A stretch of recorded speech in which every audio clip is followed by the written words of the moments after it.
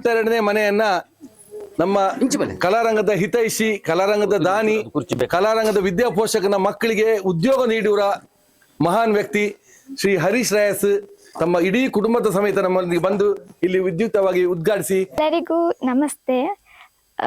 ನಮ್ಮ ಹರೀಶ್ ರಾಯಸ್ ಸರ್ ಇವರು ಇಷ್ಟು ದೊಡ್ಡ ಮನೆ ಮತ್ತೆ ಸುಂದರವಾದ ಮನೆ ಸುಸಜ್ಜಿತ ಸೌಲಭ್ಯವನ್ನು ಕೊಟ್ಟದಕ್ಕೆ ನಾನು ಅವರಿಗೆ ಧನ್ಯವಾದಗಳನ್ನು ತಿಳಿಸ್ತೇನೆ. ಅವರೊಬ್ರು ಕೂಲಿಕಾರರು. ನನ್ನ ಅಮ್ಮಂದು ಮಾನಸಿಕ ಸ್ಥಿತಿಗತಿ ಅಷ್ಟೇನು ಚಂದ ಇಲ್ಲ. ಹಾಗೆ ನನ್ನ ಅಪ್ಪ ಒಬ್ಬರೇ, ನಾವು 5 ಜನ ಅವರ ದುಡಿಮೆಯಲ್ಲೇ ನಾವು ಊಟ ಮಾಡ್ತಿದ್ವಿ. ಅಮ್ಮ ತುಂಬ ವರ್ಷ ಆದಮೇಲೆ ಹುಷಾರಾದ್ರಿ ಈಗ ಅಷ್ಟು.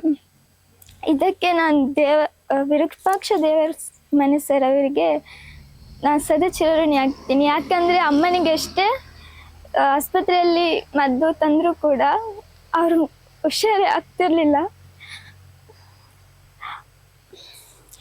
ಆದರೆ ವಿರೂಪಾಕ್ಷ ದೇವರ ಮನೆ ಸರ್ ಇವರು ಅಮ್ಮನನ್ನು ನೋಡಿ ಆರೈಕೆ ಮಾಡಿ ಅವರಿಗೆ ಫ್ರೀ ಚಿಕಿತ್ಸೆ ಕೊಟ್ಟಿದ್ರು.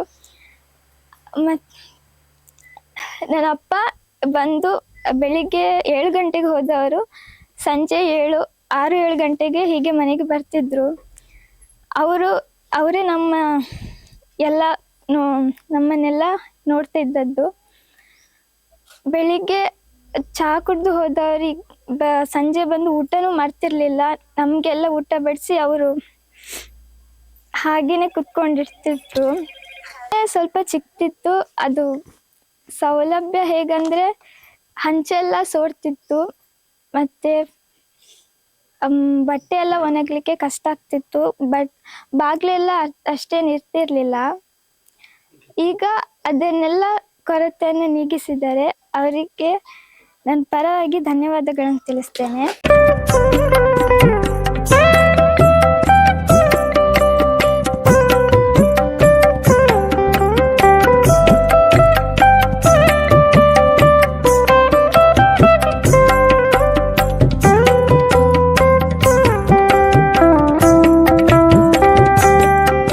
ಜಗದ್ಗುರು ಮಾನ್ಯ ಶಾಸಕರಿಗೆ ವಂದಿಸುತ್ತಾ, ನನ್ನ ಆತ್ಮೀಯರೇ, ಮುರಳಿ ಕಡೇಕರ್ ಮತ್ತು ಗಂಗಾಧರ, ಇವರಿಗೆ ಯಕ್ಷಗಾನ ಕಲಾರಂಗಕ್ಕೆ ದುಡ್ಡು ಕೊಟ್ಟರೆ ನಾವು ನಿಶ್ಚಿಂತೆಯಿಂದ ಇರ್ಬೋದು. 1 ರೂಪಾಯಿನೂ ಕೂಡ ವೇಸ್ಟ್ ಆಗದ ಹಾಗೆ ಅತ್ಯಂತ ಅಚ್ಚುಕಟ್ಟಿನಿಂದ ಯಾರಿಗೆ ಅವಶ್ಯಕತೆ ಇದೆಯೋ ಅದನ್ನು ಇವ್ಯಾಲ್ಯೂಯೇಷನ್ ಮಾಡಿ ಕೊಡುವಂಥ ಒಂದು ದೊಡ್ಡ ಸಂಸ್ಥೆ. ಅದರ ಪ್ರತಿಫಲವೇ ನಾನು 2019 ಫಸ್ಟ್ ಮನೆ ಕಟ್ಸ್ಕೊಟ್ಟಾಗ 17th ಅಲ್ವಾ, 17th ಹೌಸ್. ಈಗ ವರ್ಷಕ್ಕೆ 10-15 ಮನೆ ಕಟ್ಸ್ಕೊಡ್ತಾ ಇದ್ದಾರೆ. ಅಂದರೆ ದಾನಿಗಳು ಹುಡ್ಕೊಂಡು ಬರ್ತಾ ಇದ್ದಾರೆ. ಸೊ ಇದು ಒಂದು ಅತ್ಯಂತ ಉತ್ತಮವಾದ ಕಾರ್ಯ. ಇನ್ನೊಂದು, ಅವರ ಯಕ್ಷಗಾನ ಕಲಾವಿದರಿಗೆ ಅವರು ಕೊಡುವ support in terms of medical, financial support, and ಅವರ ಮಕ್ಕಳಿಗೆ ಮತ್ತು ಅದರಿಂದ ವಿಸ್ತಾರವಾಗಿ ಈಗ ಅನೇಕ ಮಕ್ಕಳಿಗೆ ಸ್ಕಾಲರ್ಶಿಪ್ ಮತ್ತು ಅವರ ಆ್ಯಕ್ಟಿವಿಟೀಸ್ಗೆ ಎನ್ಕರೇಜ್ಮೆಂಟ್, ಅವ್ರನ್ನ ಮಾನಸಿಕವಾಗಿ ಉತ್ತಮ ಪ್ರಜೆಗಳನ್ನಾಗಿ ಮಾಡುವ ಒಂದು ಕಾರ್ಯಕ್ರಮ ಹಮ್ಮಿಕೊಂಡಿದ್ದಾರೆ. ಇವರಲ್ಲಿ ಅತ್ಯಂತ ಒಂದು ಉತ್ತಮ ಗುಣ ಏನು ಅಂದರೆ, ದೇ ಇನ್ಕಲ್ಕೇಟ್ ಗ್ರ್ಯಾಟಿಟ್ಯೂಡ್. ಒಬ್ಬರ ಒಂದು ಗ್ರ್ಯಾಟಿಟ್ಯೂಡ್ ಇರಬೇಕು ಅನ್ನೋವಂಥ ಒಂದು ಗುಣವನ್ನು ತುಂಬ ಚೆನ್ನಾಗಿ ಹೇಳ್ಕೊಡ್ತಾರೆ. ಯಾಕಂದರೆ that has to come so that ಯಾರಿಂದ ಈಗ ನಮ್ಮ ಪರಿವಾರಕ್ಕೂ ಯಾರೋ ಹೆಲ್ಪ್ ಮಾಡಿದ್ರು, ಅಲ್ಲಿಂದ ನಮಗೆ ಶಕ್ತಿ ಬಂತು. ಸೊ ನಂತರ ಈ ಮಕ್ಕಳು ಮುಂದೆ ಇನ್ನೊಂದು 100 ಮಕ್ಕಳಿಗೆ ಹೆಲ್ಪ್ ಮಾಡುವಂಥ ಒಂದು ಕಾರ್ಯಕ್ರಮ ಮಾಡಿಕೊಡ್ತಾ ಇದ್ದಾರೆ. ಸೊ ಇವರಿಗೆ ನಮಗೆ ಈ ಆಪರ್ಚುನಿಟಿ ಕೊಟ್ಟಿದ್ದಕ್ಕೆ ಅನಂತ ಧನ್ಯವಾದಗಳನ್ನು ಅರ್ಪಿಸುತ್ತಾ, ಅದು ಒಂದು ಗಾದೆ ಉಂಟಲ್ಲ, ಅದರಲ್ಲಿ ಹೂವಿನ ಜೊತೆ ನಾರು ಸ್ವರ್ಗಕ್ಕೆ ಸೇರ್ತು ಅಂತ. ಸೊ ಇವನು ಮಾಡಿದ್ದು ಪುಣ್ಯ, ನನಗೆ ಇವತ್ತು ಇಲ್ಲಿ ಒಂದು ಮಾತಾಡಲಿಕ್ಕೆ ಅವಕಾಶ ಕೊಡ್ತಾ ಇದ್ದಾರೆ. ಸೊ ನಂದು ಏನಿಲ್ಲ ಇದಲ್ಲ, ಅವನ ಜೊತೆ ಇದ್ದಿದ್ದಷ್ಟೇ. ಹಾಗಾಗಿ ಕೃಷ್ಣನಲ್ಲಿ ಹಾಗೂ ನಮ್ಮ ಕುಡುಬೂರು ಗ್ರಾಮ ದೇವರು ಶಂಕರನಾರಾಯಣ ಕೇಳೋದಿಷ್ಟೇ, ಅವನಿಗೆ ಇನ್ನೂ ಹೆಚ್ಚು ಶಕ್ತಿಯನ್ನು ಕೊಡಲಿ ದೇವರು ಅಂತ ನಾನು ಕೇಳ್ತೀನಿ.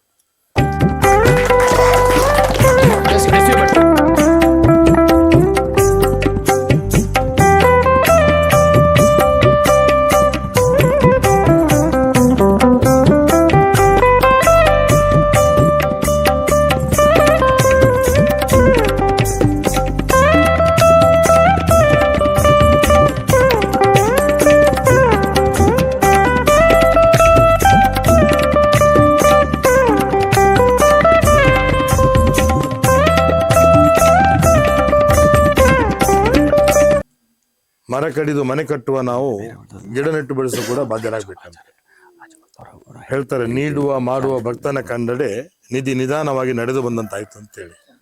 ಹಾಗಾಗಿ ನನ್ನ ಅನುಭವ, ಭಗವಂತ ನಾವು ಒಂದು ಕೈಯಲ್ಲಿ ಕೊಟ್ಟರೆ ಭಗವಂತ 10 ಕೈಯಲ್ಲಿ ಕೊಡ್ತಾನೆ ಅನ್ನೋದು ನನ್ನ ಅನುಭವ. Because I came from very ordinary family. ಆ ನಿಟ್ಟಿನಲ್ಲಿ ಶ್ರೀಕೃಷ್ಣ ಪರಮಾತ್ಮನ ಕರ್ಮ ಸಿದ್ಧಾಂತದಲ್ಲಿ ನಾವು ನಂಬಿಕೆ ಇಟ್ಟಂತರು. ನಾವು ಮಾಡ್ತಕ್ಕಂಥ ಕೆಲಸ ಮಾತ್ರ ನಮ್ದಾಗ್ತದೆ, ಬಿಟ್ರೆ ಆ ಫಲಾಫಲ ಕೊಡುವಂತ ಭಗವಂತ. ನನಗೆ ಯಾಕೆ ಹೆಮ್ಮೆ ಅಂತೇಳಿ ನಾನು ಕೇಳಿ ಬಂದಂತ 1000 ಸಂಘಟನೆ ಇದೆ. ಆದ್ರೆ ನಾನು ಮೊದಲಾಗಿ ಮೆಚ್ಚೊಂದು ಇವರ ಶಿಸ್ತು ಮತ್ತು ಸಮಯ ಪರಿಪಾಲನೆ ಮತ್ತು ಬದ್ಧತೆ. ಅದು ನಮ್ಮನ್ನು ಇಷ್ಟವರೆಗೆ ನಡ್ಕೊಂಡ್ ಬಂದಿದೆ. ಯಾಕಂತ ಹೇಳಿದ್ರೆ ಎಲ್ಲರೂ ಕೂಡ ದೇ ಆರ್ ವೆಲ್ ಸೆಟಲ್ಡ್. ಆದ್ರೆ ಸಮಾಜಕ್ಕೆ ಏನಾದ್ರು ಕೊಡಬೇಕು. ಹೇಳ್ತಾರೆ, ಸಂಕಟಗ್ರಸ್ತರ ಸಮಾಧಾನ ಎದುರು ರಾಜ್ಯ ವ್ಯಾಜ್ಯಗಳಲ್ಲೂ ತ್ಯಾಜ್ಯವಾಗುವಂತೆ ವ್ಯಷ್ಟಿತೊಂದಿಗೆ ಸಮಷ್ಟಿತವು ಮೇಳೈಸಿ ಬಂದ ಎತ್ತರದ ನಿಲುವು ನಮ್ಮದಾಗಬೇಕು. ಹೋಮಾಗ್ನಿಯೊಂದು ಬಾನೆತ್ತರಕ್ಕೆ ಹಾರುವಂತೆ ನದಿ ಹರಿದು ಸಾಗರವನ್ನು ಸೇರುವಂತೆ ನಮ್ಮ ಬದುಕು ಮುಂದಡಿ ಇಡಬೇಕಂತೆ. ಮೊನ್ನೆ ನರೇಂದ್ರ ಮೋದಿಯವರ ಅಷ್ಟು ಭಾಷಣದಲ್ಲಿ ನನಗೆ ಖುಷಿ ಆದದ್ದು, ಅವರು ಎಲ್ರಿಗೆ ನಮ್ಮ ಕಾರ್ಯಕರ್ತರಿಗೆ ಕೊಟ್ಟಂತ ಕರೆಯನ್ನು ಏನಂತ ಹೇಳಿದ್ರೆ, ಒಬ್ಬೊಬ್ಬರು ಒಂದೊಂದು ಬಡವರ ಮನೆಯನ್ನು ನೀವು ದತ್ತು ತೆಗೆದುಕೊಂಡ್ರೆ, ಅವರಿಗೆ ಆಶ್ರಯ ಕೊಟ್ರೆ ಈ ಸಮಾಜದಲ್ಲಿ ಎಲ್ಲೂ ದರಿದ್ರ ಅನ್ನೋದು ಇರುವುದಿಲ್ಲ. ಅದಕ್ಕೆ ನಮ್ಮ ಹರೀಶ್ ಅಣ್ಣ ಅವರು, ಇಡೀ ನಮ್ಮ ಕುಟುಂಬ ನಾನು ಆಭಾರಿಯಾಗಿದ್ದೇನೆ. ಭಗವಂತ ಇನ್ನಷ್ಟು ಯೋಗ ಭಾಗ್ಯವನ್ನು ಕೊಡುವಂತ ಕೆಲಸವನ್ನ ಭಗವಂತ ನಿಮ್ಗೆ ಮಾಡಲಿ. ನೆಮ್ಮದಿಯ ನೆರಳು ನಿಮ್ಮ ಮನೆಯಂಗಳವನ್ನು ಕಾಯುವಂತಾಗಲಿ.